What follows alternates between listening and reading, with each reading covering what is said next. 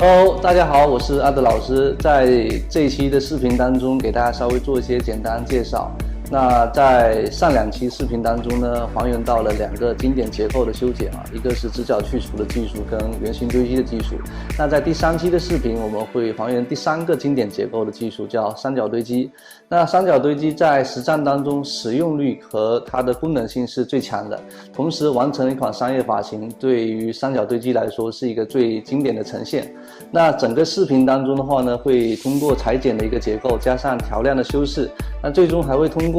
我们的一些简易的一些刘海随意烫，再完成整个发型的一个还原性。通过一些这些技术来完成今天的一个视频分享，希望大家一起期待一下，我们来完成今天的一个结构上的一些修剪。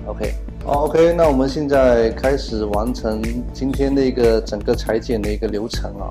在裁剪之前呢，先考虑到一些基础的一些问题。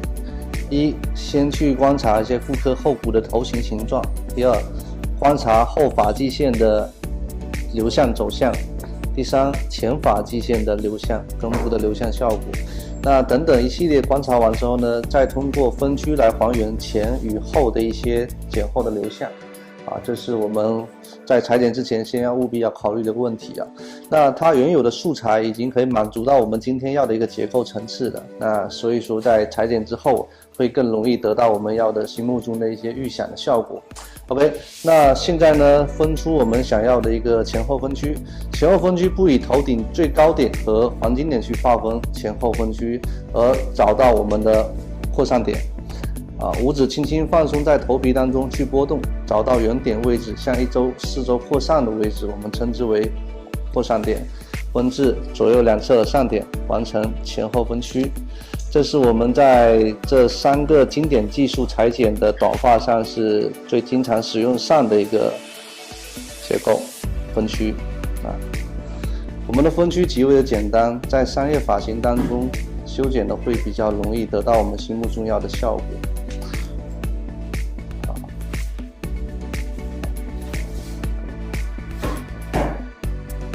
那在今天的整体修剪当中，我在第一集和第二集的后部修剪当中，我们还原到了从扩散点完成一点放射来完成后部区的修剪。那一点放射在实战当中非常实用啊。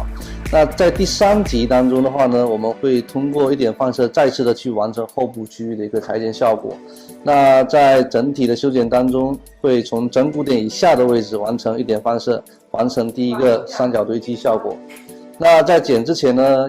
务必要去思考一些你最后的一个剪影轮廓。第三集的技术重心比例会偏低一些，头顶至外线会设计在3:1的位置上，去完成整个短发修剪的一个商业发型。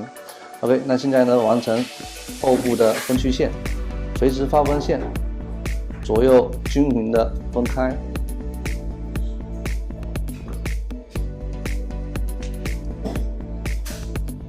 3:1的比例最能够体现结构上的技术就是三角堆积了。好，我们在后部区的位置找到扩散点跟后颈部点的位置，那正中间的位置呢是枕骨点，枕骨点以下的位置完成第一片的三角发片。那这片发片呢也是会由斜向与地面大致成15度的状态下完成的一个斜向发片。OK。那将我们不需要裁剪的头发暂时的夹紧，另外一侧相同的方式分出第一片枕骨点以下的位置与地面大致成15度的斜向前发片。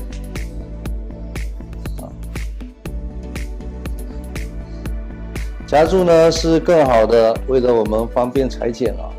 让大家更清晰的可以看到后部的一个分区线。大致是一个三角形 ，OK， 好，那在完成分区线的同时，这个时候我们再来去完成上下的技术。今天我会先完成层次，再来去完成底线的修剪上下技术采用到的是与地面呈45度的堆积，首先要去明确一个45度堆积大概的重量层次，它的落点以及我们考虑到的一些层次的关系。落下来，首先去观察后部的重量层次结构，层次到外线的位置，它的落差点并不会特别的大，一定要切记。OK， 那整体修剪完之后呢，去观察一下我们的整个落点的位置。好，现在完成第2片法片啊，以枕骨点以下的位置完成1点放射，分区线大过于第1片分区线的位置。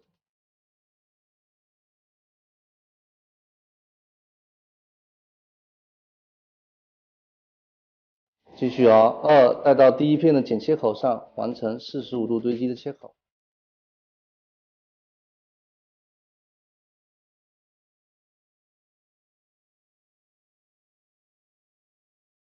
指位向内收。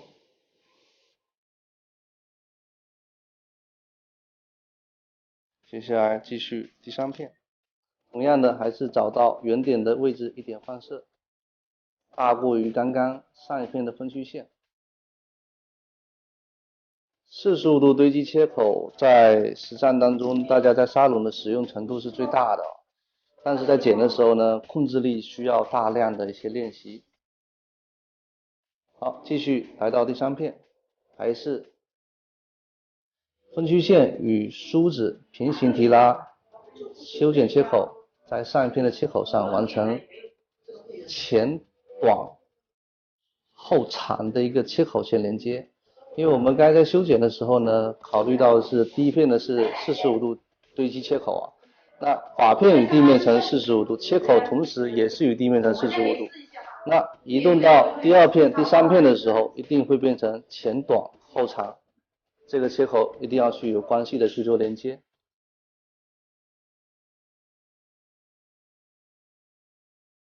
好，整体梳理完之后呢，我们大概来关系一下它的整个的层次结构啊，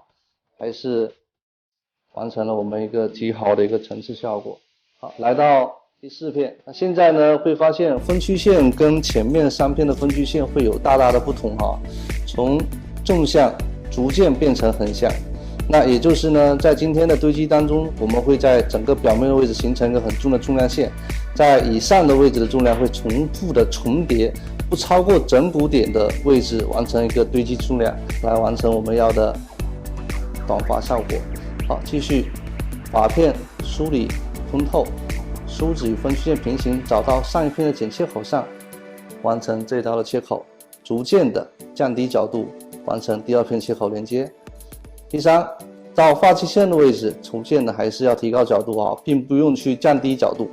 在剪经典三角堆积的时候呢，到这片的位置，为了要保留外线长度，我们会考虑到是逐渐的压低角度来完成这一刀。那今天完成是一款商业的一款短发，所以说这里的长度不需要去考虑在内，剪短它，然后外线重新再完成它的一个设计啊，就会非常的漂亮。好，到达第5片的位置呢，需要去增加它的重量，分区线与上一片的分区线是一致的，逐渐的去完成堆积重量。在后部的位置呢，有一个明显的重量，同时它的整个重量的包裹性极强。我们在经典堆积的技术上，它形成的一个效果是这样的。OK， 好，继续哦，还是一样的水平法片进行提拉。那在头位端正同时，大家可以从视频去观察，我提拉出来的这片角度不要超过上点45度。OK， 那如果提拉到现在我提拉角度的同时，你会发现整个层次会越剪越高，跟我们最终想要的一个印象的比例就出现了一些所谓的冲突，好吧？来，还是一样的哦，拉到上一片的剪切口上，完成连接，继续。指位呢，由斜慢慢的往降低角度，因为头部形状是从高至低，所以说在提拉角度的时候呢，也是一样，高到低，只要在这个水平面上面去移动就好了，不用上下移动。OK， 好，继续。在耳后点的头发上呢，去梳理压下来，再去完成连接。好，那整个切口的话呢，它是随着头部形状的高与低来进行逐渐降低角度，它是一个在一个水平面上降低角度，不是在一个上下层次上面去拉伸角度，一定要切记我刚刚所说的这个角度的关系。OK， 那现在呢，目测发现整个堆积重量包裹性极强，有一个明显重量线，这是三角堆积本身的模样，一定要考虑在内。多观察你要的修剪效果的时候就简单了。如果在现场当中发量比较少的顾客，我可以建议大家直接一片结束了啊。但是呢，当然如果你不希望看到有个明显重量线的时候，我建议大家可以逐渐提升一点点角度是可行的。好，继续，同样的梳理发片与分区线平行，找到上一片的剪切口上来完成斜向水平面的降低角度，这是一个技术的控制力的一个问题。当你剪多了经典形状的时候，剪上叶就极为的简单。OK， 继续，我们来进行向后梳理，再向前梳理，去观察后部的重量比例啊，会发现外线长度现在在这，重量在这。如果以头顶至外线的话，它一定是在1/3以下一点点的重量，那这个重量是我们要考虑在内的啊。所以说从镜头里面发现，你会发现从侧面去观察，这里的比例重量是极为的厚重的啊，这其实就是重量线。好，继续完成上一片，逐渐的找到剪切口，完成连接，还是一样的去降低角度。那你会发现呢，在降低角度的时候，我的指位一定是向内收，内收。为什么呢？因为我刚刚有说到了，第一片是上长下短的45度堆积切口，走到左右两侧的位置一定是前高后低，前短后长。所以说在剪这一刀的时候，一定指位向内收，不是走圆，向内收。OK， 继续，我们再来去观察一下后部的重量。好，来，最后一片。最后一片切口的话呢，你可以完成逐渐角度提升高一点是问题不大的啊，这片问题不大，可以完成你想要的一个角度啊。如果顾客有个发旋在这个地方，我建议最后一片呢还是一样的，宁长勿短，宁重勿轻，不要去直接像我刚刚那样的角度去提拉。那现在它的头旋的位置长得是比较有规矩的，所以说在剪之前的话呢，会考虑更多一些。好，整体修剪完之后呢，大家从镜头里面去观察一下，整个后部的重量线是逐渐的后中轻这个点是最重的，到逐渐微微向上扬，它是一个前高后低的一个微微向上扬的一个圆，而不是前长后短。那也就是说，大家如果在现场剪完是前面很长，那说明你剪第一片的切口到第二片、第三片的时候，你的指位并没有向内收进去，而是向外带的。同时落在左右两侧的位置，这里会很浮肿、很重，啊，这是切口形态由一点放射线逐渐变成横向线的一个变化，啊，这也是经典三角堆积结构当中完成的一个很经典的发型啊，很实用，在这款技术上控制力极为的难，但是在修剪之后的效果是极为的好看。好，那现在外线呢，我们暂且的不去处理它。好，来到另一侧，相同的方式完成右曲的修剪，从枕骨点以下的位置，第二片的位置完成一点放射线。一点放射线呢，分区线很重要啊，在剪经典结构的修剪啊，分区线它是在整个修剪的过程当中是占了一大半的一个细节动作。好，第二片会出现以下几个问题，大家去认真去了解啊。第一个问题就是在剪第二片的时候呢，你的带离方向会向后带的过于太多，那同时完成最后的一个重量是这第二片的整个的一个重量比例会显得特别厚，所以在剪之前呢要去考虑这些问题啊。还有就是手位的问题，你的指向下点的长度通常会偏长一些，对，尽量向内收。来，现在我们看一下细节动作。梳理的时候呢，一定要去考虑到是堆积切口上长下短，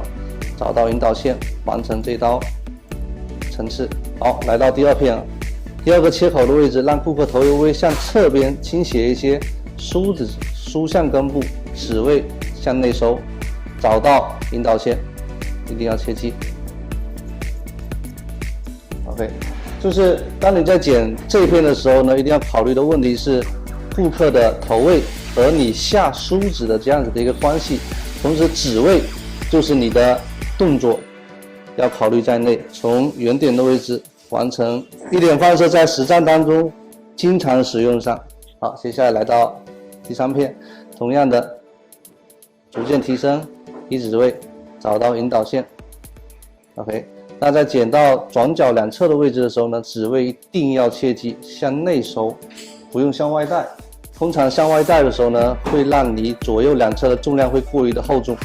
剪完之后呢，并没有收紧向内的效果。这就是控制力的问题了，一定要切记，指位一定是向内收的。好，继续梳理下来，看流向。好，到达第4片，还是原点位置一点放射，完成向前梳理。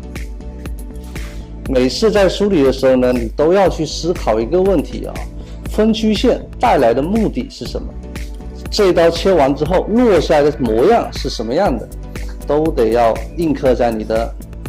目测当中去完成最后的修剪。好，继续逐渐的向上提升，找到引导线，在横向的位置去降低角度，不是上下的一个技术降低角度。很多同学在剪这刀的时候呢，会有这个问题来看梳出来之后向外带来完成这刀，虽然你完成了整个层次，但是落点落下来之后会变成后短前长，这里的重量会过于厚重。还有第2个问题是呢，提拉的时候呢，角度拉太高了，这刀剪完落下来还是长，因为你角度高的时候，这里的长度还是保留过于长的。所以说这几个细节点都要注意一下。所以说在剪的时候呢，要考虑到指位一定要向内收，同时它的重量是在这个横向的斜向面当中去1、2、3降低角度，不是1、2、3突然拉高角度这样你虽然你保留了外线，但是剪完之后呢，你的重量左右形状就会过于厚重。好，到达第5片就开始完成了多点放射线，开始完成建立重量了。这是我们刚刚在另一侧区是相同的方式来完成左右的重量堆积。一定要切记我们用到的是3:1的比例，在经典堆积当中，三角堆积更能完成我们要的3:1的重量它在美感印象当中既可以可爱，同时也可以减龄的一个后部重量形状，在这个轮廓印象当中偏是小女生比较讨喜的一个短发重量来继续完成上一片，同样的找到左右两侧的引导线，来完成逐渐横向降低角度，不是上下降低角度，一定要切记。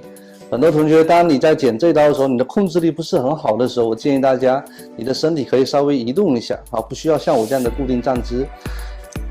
来继续再次完成分曲线，每片分曲线呢分均匀分薄就好了。那你会发现将另一侧的头发拉扯过来的时候，它是连接的。那如果当你觉得不放心的话，我建议大家从正中心的位置取出一片引导线来进行下刀，再次完成另一侧的衔接，会更精准一些。同时两侧的位置不会过于的剪得不对称。剪层次相对而言会简单一些，但是剪一些横向的重量的话很难，因为只要但凡一点点误差跟指位的一个变相不对称，一定会考虑到左右两侧的重量不对称，那个头发剪完吹干是很明显的所以说剪重量会比剪层次来的难，就在这里。 OK， 继续还是一样的完成切口上的连接，去建立重量。好，看我的手指的位置一定是指位向内收进去的通常这一刀很重要，很多人剪这刀的时候呢都是向外带，但如果当你在现场剪是先有外线的长度再有层次的时候，因为你降低角度是不是很容易会明确减缺这个长度那这个时候呢你就要去防护，去看看我们曾经在剪一些经典堆积的时候这个问题去思考但问题其实不大，因为如果剪商业发型的时候呢，这里的重量相差一点点是没什么问题的。继续还是一样的完成上下的连接。那这里的重量呢，一定是指位向内收，剪完之后的重量一定是落下来是前高后低的，中间的重量是最重的，这是我们所要的一个商业发型的一个模样。好，那现在呢，我们去观察一下整个后部的重量效果，从镜头去目测，是不是中间慢慢是上扬一些的，不是中间短两边长的。如果是中间短两边长，它两边的位置收紧向内的程度并没有那么大，还是很重。所以说在剪这一刀的时候呢，主要控制是左右的手位啊。那现在呢，你从镜头里面会发现外线的长度极为的不规则。那现在我们来控制一下外线的轮廓线啊，完成之后呢，最终再来了解一下我们前侧区的修剪。好，在我们平时修剪之后呢，经常会有个动作叫垂直分区线向两侧梳理 C 型，然后再进行磨角，对吧？那今天这个动作的话呢，也会放在这个技术上去完成修剪啊。来，头微微向前低 ，OK。垂直划分线，将正中心的位置划片向前梳理，找到中间最短的这根头发跟转角最短的这个地方往上切的长度是什么样呢？是上扬的，最终滑落下来，去观察一下整个的外线，它会更精致一些，同时完成了前高后低。它既完成了一个经典的模样，在商业的发型上面它会更精致一些啊，整个的比例形状就出来了。好，我们现在来到另一侧，在这一个手法当中，大家可以反复去尝试啊，很简单，木梳垂直于划分线往前梳理画 C 型，中间有个最长的长度，那把短和这边短的位置进行衔接，来磨角，磨掉这个重量就 OK 了啊，这样切完就结束了。那最终我们再次去梳理完之后，你会发现，哎，这个发型就变得很高级啊，同时完成了一个前高后低的一个效果。那重心比例的落点是不是现在发现头顶至外线在1/3的位置了？那整个的发型就精致了。所以说，通过修饰，通过重量的叠加，它会有一个精致的形状啊。这款发型，等一下我们会通过整个的修饰加上烫发来完成最终的一个效果。来到侧部区会有几个细节分享给大家。第一个细节呢，就是我们要的比例关系啊。我希望今天的长度保留的长一些，在烫发的时候会走一些比较有女人味的一个刘海烫发啊。那如果你希望你剪出一个短发是减龄可爱的，那你可以把前后的比例当中控制在比后部的重量延续水平线高一些，就是前高后低、前短后长的一个前后比例的美感。那如果你希望是剪得比较休闲风的，然后比较有女人味、比较性感的短发，我建议大家这里的长度可以比后部的重量延续水平线来得更低一些啊，来完成整个的修剪。好，那在完成它之后呢，会从正中心的位置分出一个垂直发片，好，所有头发呢向前提拉，从正中心的位置取出一束引导线，落下来之后，来去观察后部的重量点，延续水平线过来，现在到大致是在它的上嘴唇的位置，那比它上嘴唇的位置再长一点点，大概的完成第一刀的修剪。好，那现在呢，所有的头发拉至中间这根头发，水平向前提拉，完成方形的切口。所有头发全部拉到水平面上，完成一个方形的切口。好，在转角侧区的位置呢，同样的方式来完成磨角的动作。OK， 这个应该就是一个很简单的一个结构修剪了啊。通过后部的经典结构加上前面的一个结构的组合，会出现一款很商业的发型啊。那现在还没有加入一个技巧啊，等一下我们会加入到一些技巧类的一些发型修剪。好，这个只是一个结构，记住这是刘海的前后比例，它不是最终的长度。很多人误认为把它形成的是一个刘海的长度啊，不是的，这只是一个结构的长度。落点越低，左右两侧重量就会越重一些。好，现在呢，我们再次去观察，会发现整体的修剪完，前跟后它是完全的没有连接上的。扩散点是左右两侧耳上点，完成水平向前的分区线。好，上下给它分离开。先设定好了一个前后的比例关系的时候，再来设定我们最终的重量。那这里的重量剪完一定是中间短两边长向后推动的。好，所有头发我们进行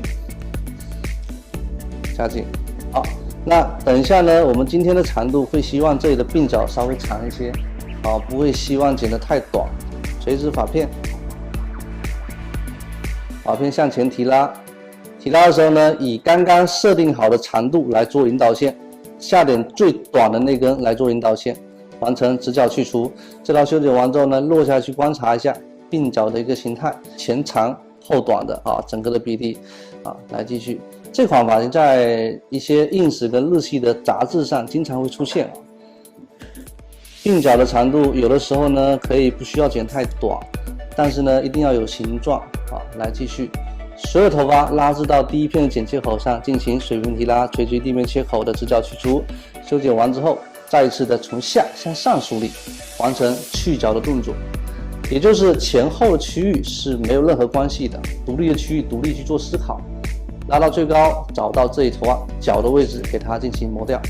OK， 这就是现在完成了一个技巧动作了来，梳理完之后呢，我们再次去观察一下整个的鬓角效果，极为柔和，同时上下区、前后区是不连接，但是你会发现整体修剪完之后呢，它看似前后没有任何的层次关系，但是梳理下来之后的结构它是连接的，明白？这就是以结果为导向，即使的梳理到耳朵后面，你也会去观察一下这里的长度，然后呢，通过下面的一些鬓角的长度来去做一些修饰上的动作。同时等一下我们烫完之后呢，这里的长度正好的可以往上缩。一定要切记这里的一个比例关系和流向的效果如果你在吹干之后，我们还会进行调亮烫发，所以说这里的长度不能剪过于太短。但凡如果说这些长度跟后面的位置是一样的长度之后，这些头发可能长度现在是在这，烫完跟调完亮之后，它的长度全部会缩上去，那最终勾在耳朵后面的形态就没有美感了就会显得没有这种很柔和、很优雅的一款短发视觉效果这就是我们所谓的叫预判的能力你有这些长度作为修饰跟烫发，会加强最终的这个审美效果。好了，现在来到的是头顶的位置。头顶位置梳落下来的话呢，一定会出现以下几个问题这里的头发是不连接的，看到了吗？前后是不连接的。那现在呢，来完成斜向前发片与后区的重量进行衔接就可以了。好，所有头发梳落下来，找到后部的层次来进行衔接。但是衔接的时候要切记我们只需要考虑到是连接所有头发拉到后面的剪切口上，完成一刀修剪就可以了不需要去剪太多。好，继续，其实也没什么可剪了，其实就那中间那一片你看几乎没什么可剪了。但是呢，梳理下来去观察一下前后的头发，但凡只需要一个连接就好了。OK， 那因为夹在耳朵后面，它更好的固定住。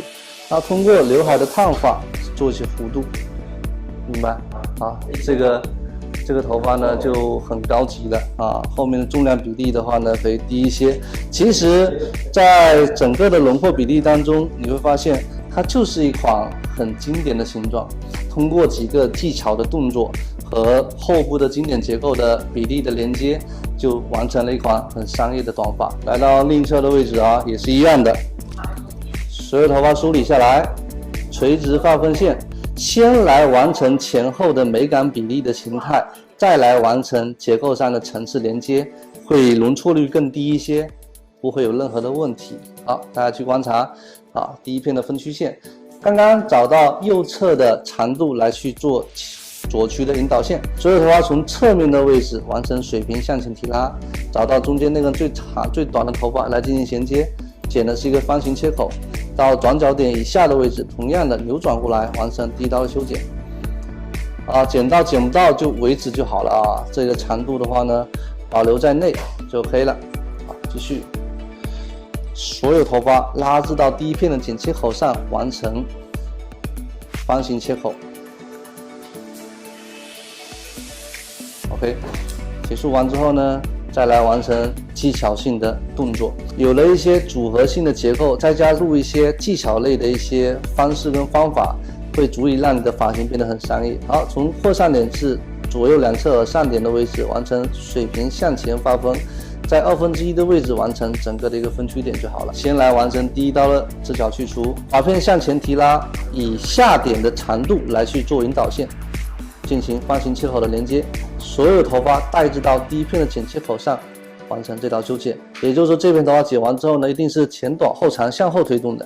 OK， 层次的结构流向后推动，但鬓角的位置一定会细腻一些。好，最后呢，完成所有头发向上梳理，最短的这根头发作为引导线，然后剪出一个方形的切口去做连接。那修剪完这一刀之后呢，它一定层次上面已经很丰富了，那整个落下来的层次它会很细腻啊，整个的一个比例也会很柔和。在这里的结构上面的话呢，在商业的短发上会经常出现。好，现在来到是顶区。顶区的位置呢，跟前后的结构是不连接的，这样我们只要完成后区跟前区的连接斜扣就好了。斜向发片，发片向后梳理，让角度尽可能拉低一些，不要拉太高，一定要切记哦。所有头发拉到后部的位置完成连接，所有头发拉到后面。在梳理的同时，建议的是梳理发片一定是包裹着头型进行 C 型梳理，完成向后梳理。这道切口完成连接如果用到垂直斜向发片，这个层次上的连接的时候呢，你看这长度会过于太长，落下来这里层次会过于的丰富如果你想要让层次变得丰富也是可以的，没问题的。好 ，OK， 那现在呢，整体的修剪完毕，来完成整个的一个结构上的总结。在后部区域的位置，垂直分区线，枕骨点以下位置完成一点放射。到达第4片的时候，大概在耳后点以下的位置的时候，我们就会采用到了多点的放射线。那这个分区线的话，几乎跟下一片的分区是一致的。第一片切口是上长下短45度的一切口，发片45度，切口与地面也是呈45度。那逐渐的第2片、第3片、第4片、第3片的时候，它的变化是最大的，从刚刚的纵向分区线变成了横向分区线，而你的指位也会变横向。那这个时候你会发现它影响的是左右的形状。第一片是上下计数，到3到4片的时候变成左右的形状，所以说要考虑到这左右的上下的关系上下是上短下长，上长下短，左右就变成前短后长了。很多同学在剪第一刀上长下短，到后面第3刀第4刀的时候变成了后短前长。OK， 你剪完之后，这里的重量过于厚重，淤积的重量过于太大，但后面的长度被你剪得越剪越高。这就是你手活的控制力和你对于结果的逻辑并没有考虑太多。这个要总结给大家稍微介绍一下那修剪完之后呢，来到是侧区的位置，先完成比例的长度设定，先不着急的去剪结构，比例设定好是前后水平还是前高后低还是前低后高，明白？那今天我选择是一款烫发的刘海，加上后背的鬓角形状，所以说我今天刘海会放呢长一些。如果你希望剪的减龄可爱一些的短发，那建议就是剪的比后部的重量稍微高一些，是不是就变成了前短后长，变成了一个圆形 ？OK， 这是第2个。那第3个重点呢，是来自于技巧类的一些细节的地方所有头发拉至水平面剪个方，但是在转角点的位置呢，完成水平向前发分，上下的分区给它进行分离，但前后的鬓角区域和后部的重量的区域是没有任何关系的。这个我们就说明一下叫独立的区域独立去做思考。你想要让侧区的通透性变得更强，那一定是上下是有一点不连接的。如果你希望侧部的位置烫完头发很闷实，那是因为你连接了整个的重量层次，那所有的头发的落向跟流向会很厚实。当你拿走了一些重量的时候呢，上点落下来它会很轻盈，这是一个第3个细节的地方。所以说前后不连接，但是最重要的一句话是，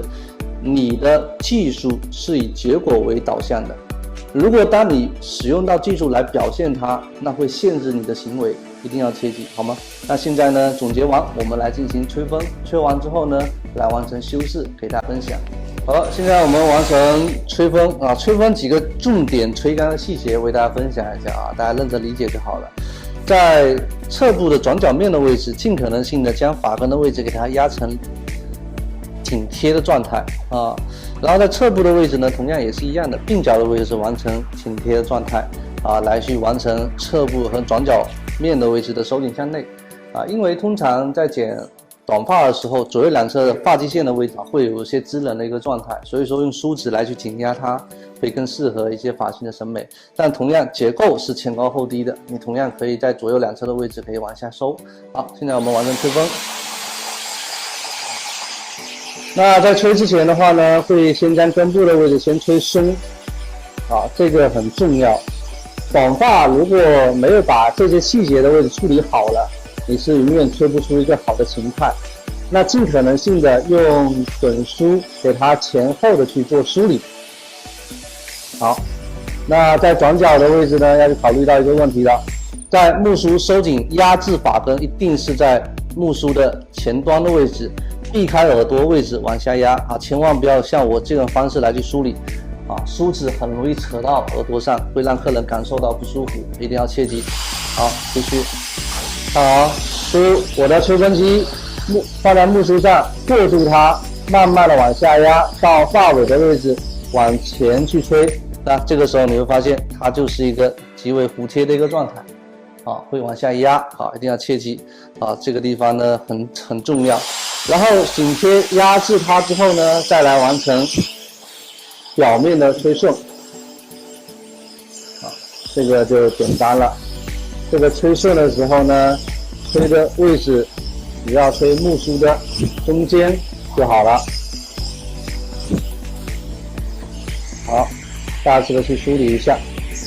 那后边的位置呢，我们大致就完成了一个整个形体的吹风。左右两侧的位置呢，先分成上下分区。OK， 来头尾向前侧。好，也是一样的在发际线的位置往下压，一定要记住这里往下压去吹。吹完之后呢，再完成鬓角的梳理，把长度的位置拿出来。吹的时候呢，往下压，吹的是一个流向一定要切记。那看把这个梳理出来，木梳放进去，吹到中间，慢慢往后压，再往前，发尾不用吹，直接吹发干的位置。那你会发现这些头发的弧度呢就出来了很自然的一个流向这个地方就是一个往前勾。 OK， 很漂亮。来继续到刘海的区域的位置呢，只需要顺着它的流向先给它前后的吹松。因为现在要调亮所以说还不需要大量去吹造型，没有必要。现在我们只需要展示一些流向的效果，为了我更好去做修饰，同时留下了对烫发的一些印象。造型永远是烫发的敲门砖，这个是绝对的，所以说造型很重要。所以说这期呢为大家带来一些更细节的动作好，前后分开，先将头发呢带顺，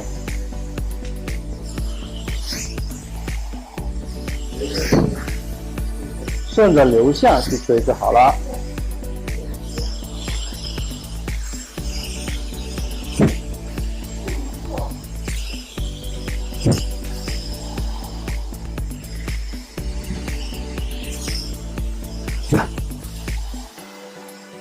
我们在修剪的时候呢，要有一个预判的能力要宁重勿轻，宁低勿高，宁长勿短。所以说呢，在吹造型的时候呢，它会有更多的可能性不要一下子把长度剪得特别的短，这个不行的。很多时候我们剪头发都是好短，客人来了，一下子给他剪得特别短，剪完呢，结构上还是蛮满意的，很整齐，很精致。但是吹干之后，造型之后，烫发之后，就显得好像差了一些美感的味道我觉得很多时候是差那点点的感觉那点感觉就是你的长度的控制力没有控制特别好。结构能力很强的人呢，通常美感可能就会差了一些细节上面的动作后面头发呢，大致给它吹顺。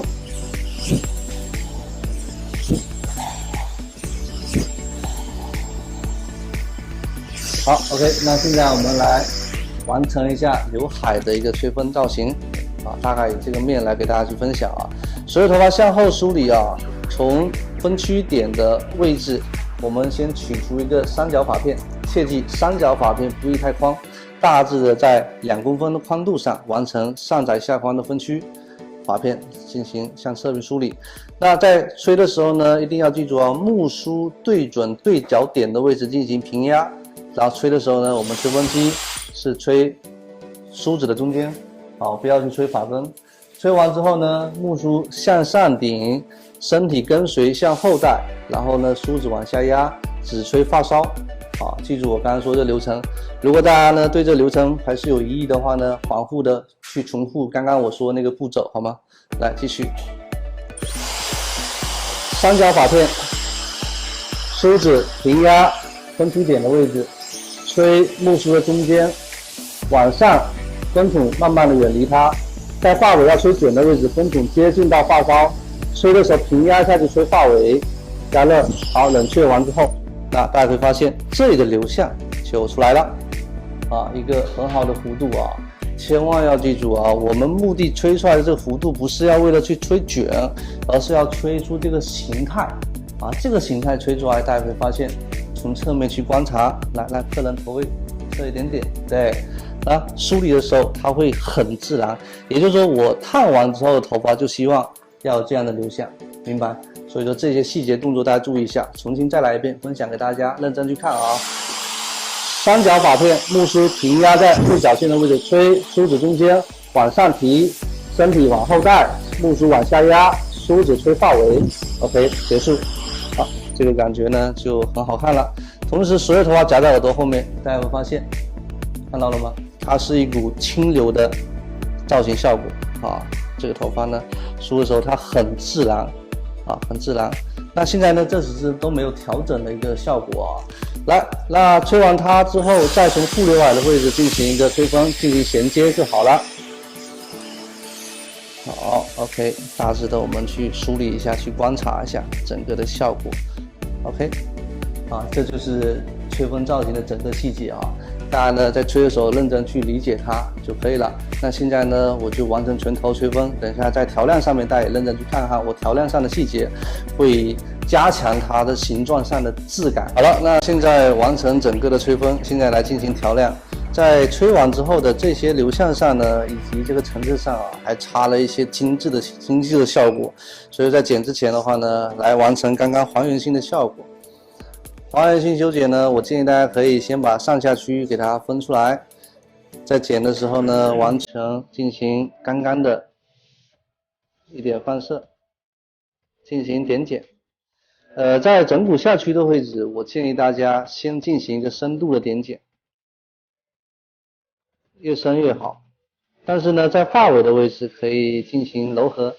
我使用到的这把剪刀是柳叶剪，是双刃的。那在剪之前呢，要切记一下双刃柳叶剪的时候，动作有个滑动的，从前下刀向后滑，直进直剪。点剪其实没有什么特别的多的一些细节，就是需要控制你的头发的层次，避免被剪短。我说的避免被剪短的原因是，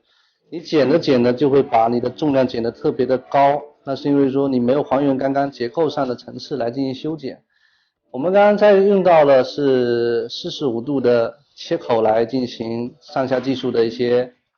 结构连接。如果你剪的时候你超过了45度去完成点剪，那肯定会在45度原有的基础上将这里重量剪得特别的薄。一旦薄了，吹干之后的形态就会产生变化。在转角点以上的区域的位置呢，我建议大家用纵向去进行点剪不要用横向，横向很容易将整个的一个切口层次剪得过于不均匀纵向再完成这里的结构会更容易达到我们要的均匀程度。修剪的时候呢，你会发现每一期我在做点剪的时候，我的手指都是呈握拳状握拳状来去进行散状式的去点剪继续。点剪只需要将发尾做柔和就好了然后梳理出来不会有很明显的一些顿挫感就 OK 了。好，现在来到是侧区。侧须的位置呢，我们刚刚采用到是垂直发片，水平提拉啊。那这里的头发我们也是用到了是这些的点剪方式啊，其实就是怎么剪，怎么去进行点剪。所有头发拉至水平面，去完成这里的点剪动作。长的地方不用去管它啊。好，继续所有头发从下向上梳理，完成刚刚的一个方形切口的连接。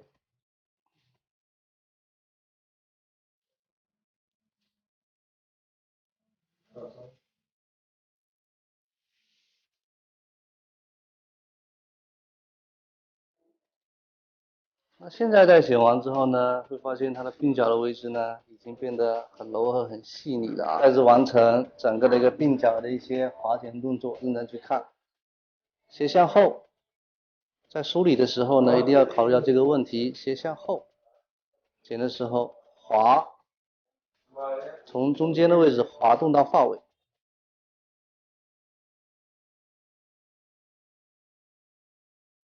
来，继续斜向后。滑的时候呢，一定要用到你的手指去滑动它，大拇指的力度去慢慢滑动，剪刀水平一些啊，滑动。第二层的位置滑到中间的位置到发尾即可。好，继续。表面的位置呢梳出来。那现在呢，你会观察到的一些细节地方就是。这里的鬓角可以通过划剪的形式给它划掉一些，但是我不建议剪短啊，因为我们等下烫发还需要它，千万别为了连接而去连接了，这是美感就差那一点点的感觉，这一点一旦剪短了就完了啊，这个美感就差了一点点了。好，来到的是侧部的位置，像这些长度的话呢，千万不用去管它。如果你看了难受，我建议大家可以稍微的划掉一些，用到划剪的动作去划掉它，明白我的意思？别剪掉，这剪掉是很难看的啊。好，到达后须的位置，我们通过发中至发尾来进行划剪。它的发际线在发根的位置，有的地方还是向后伸展的啊，我不建议大家去推掉它，你可以用这个点剪的方式去完成落发就可以了。在这个地方你会发现它有点翘啊，梳子梳起来之后，把这些头发呢划掉它就好了，不用给它剪掉，弱化它的整个的一个层次就可以了啊。继续，那现在呢你会发现它会更容易服帖一些。好，第二层的位置呢，到中间的位置再次的滑动，只要滑均匀就可以啊，一定要切记。像这里的头发呢拉出来，我们等下可以用到。这里的划剪动作给它划掉一些啊，都可以的啊，问题不大。来继续第二层，斜向后分区，再次的完成划剪，划的位置第二层就到中间到发尾了，就不需要再次的去完成根部的位置划剪。因为划剪的目的呢，是从发根第一层、发中第二层到第三层发尾。它是从薄慢慢变厚的一个过渡，绝对不是每一层都打发根。如果每一层都打发根的话呢，你的头发打完之后，它的厚薄程度一定会很薄很贴，同时没有质感啊，一定要切记我刚刚说的这个问题。好，到第三层的位置呢，我们只需要在发梢的位置去简单做一些划剪的动作就可以了，千万要切记，不用去给它再次的完成根部到发中去进行点剪。好。完之后呢，整体的一些鬓角的一些柔和程度呢就完成了。那现在来到的是后部区的地方，对这些地方呢去做一些划剪，做均匀就可以了。好，这些细节的地方呢，就是你去掌握它就好了。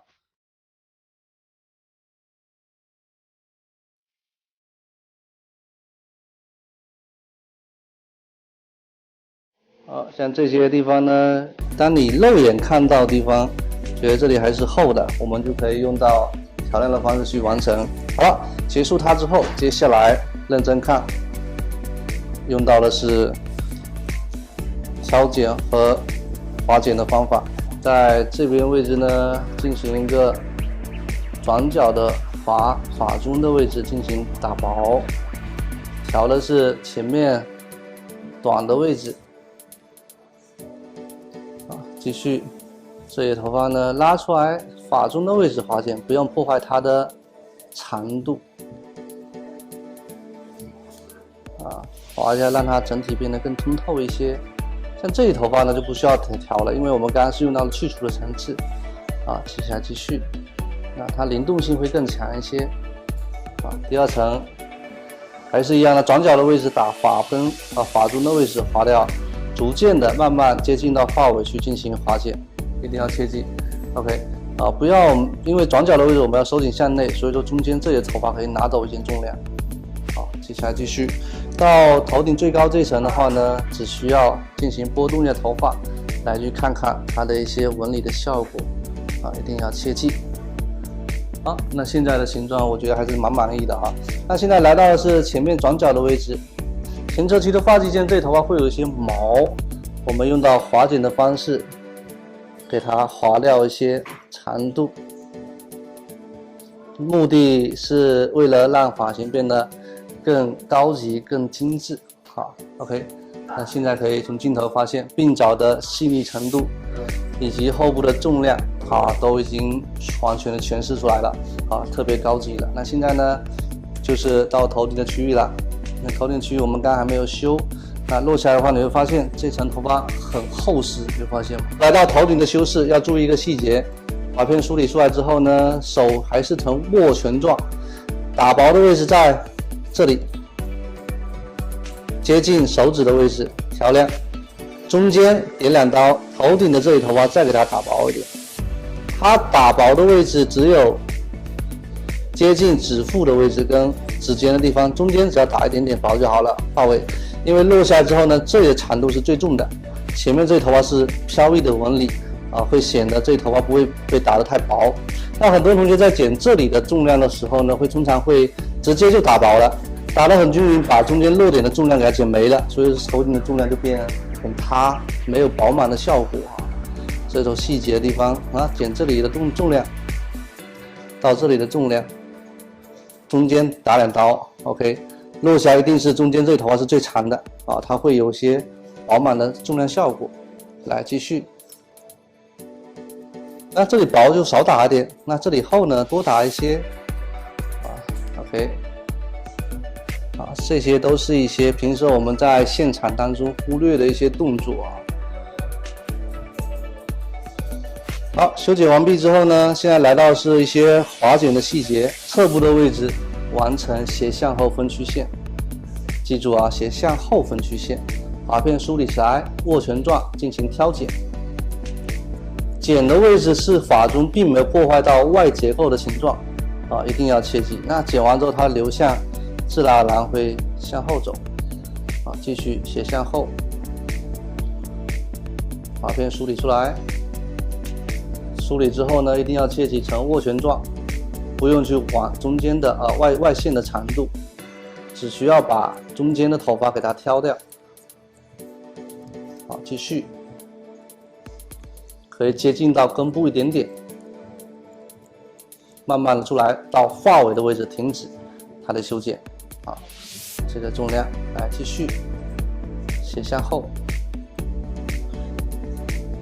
这几期的视频的话呢，都会在调亮的细节上给大家一些分享全教程式的方式分享给大家好，这一头发长度呢还是会有点太长，没有关系我们这一头发不用去动它。来，现在呢继续完成一些水平分区，现在做的就开始做整个的结构上的调亮了看，划剪。划的时候呢，要切记不是把长度划掉，是把它重量拿走一些，让它夹在耳朵后面会变得很飘逸一定要切记如果这一头发一旦被我们拿走了，就不好看了很自然的飘逸感。你看到很多日系的发型上呢，很多头发这里头发挂在耳朵后面很饱满很漂亮，不是把你长度剪掉它在亮感上调的就会很细腻一些中间拿走一些发尾长度不变。当它发尾变细变尖的时候，它会更灵动一些，而不会那么的闷实。这些动作很简单发片梳理出来的时候呢，柳叶剪是0度，转手指再转过来，再剪另一侧，其实就是削铅笔一样把它削的像笔尖薄薄的就好了。这个应该大家会很好去理解那这样子形状的话呢，就会很商业。到头顶这片头发呢，我们可以经常使用到我们平时用的方法发片可以取出一些细碎的头发，在发尾可以做一些点剪，因为我们只要做头顶的表情跟浮游感的话呢，只需要在这片薄薄的位置增加一下立体感就好了那贴近发根再来一刀，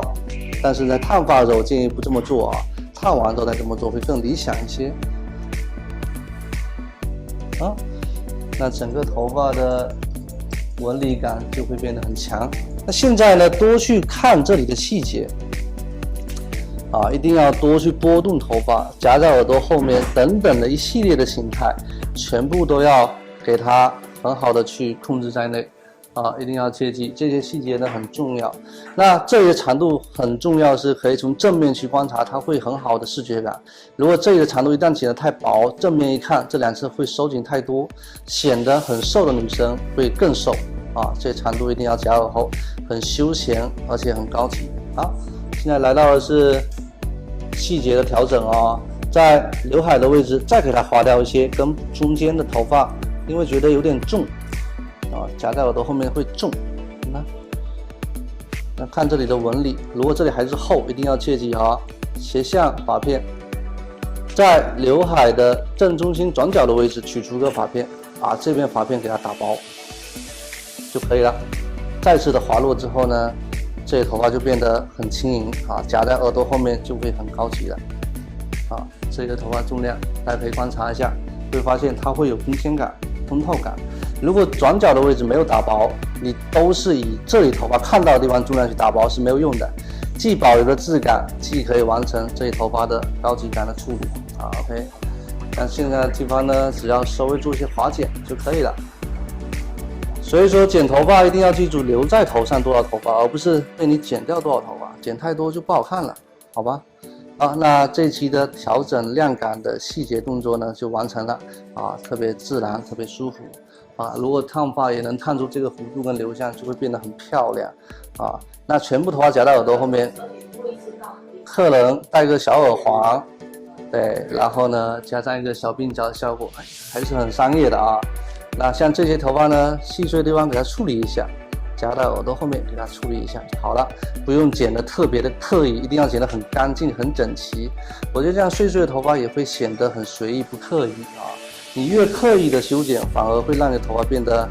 很僵硬形而不僵，这个就是属于调亮的最高的一个方法达到一个最高的一个状态调完亮好看就是这样好看了，绝对不是剪完头发很僵硬硬硬的在那个地方，